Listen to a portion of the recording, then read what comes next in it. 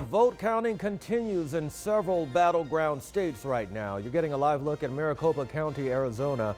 That's where Biden is still leading with 97% of the votes accounted for, but it's one of many places where the results will likely face calls for a recount coming from the Trump campaign. Welcome to 12 News Today at 6. I'm Brent Solomon. And I'm Anthony Antoine here in the nation's capital, where you can see here behind me. Yeah, Anthony, a pretty electric crowd where you are. We trust you'll stay safe, and we'll check back in with you a little bit later. Thank you.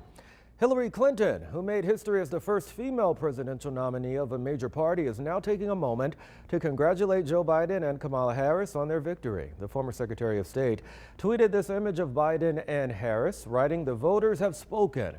Clinton goes on to say, quote, "It's a history-making ticket and a new page for America." World leaders began tweeting as well the moment that decision came in. Canadian Prime Minister Justin Trudeau wrote, "Our two countries are close friends, partners, and allies.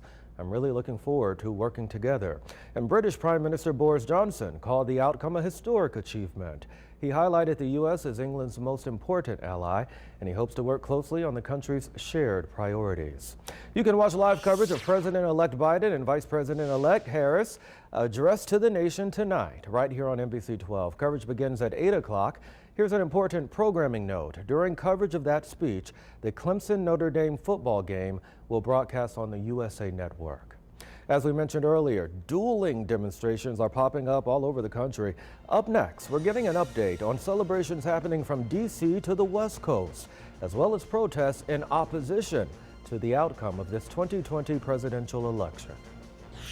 After a record turnout by voters and 4 long days of waiting, Joe Biden is now the projected winner, president-elect, but not everyone is happy about this. Counter-protesters are showing up as excited voters party from Philly to L.A.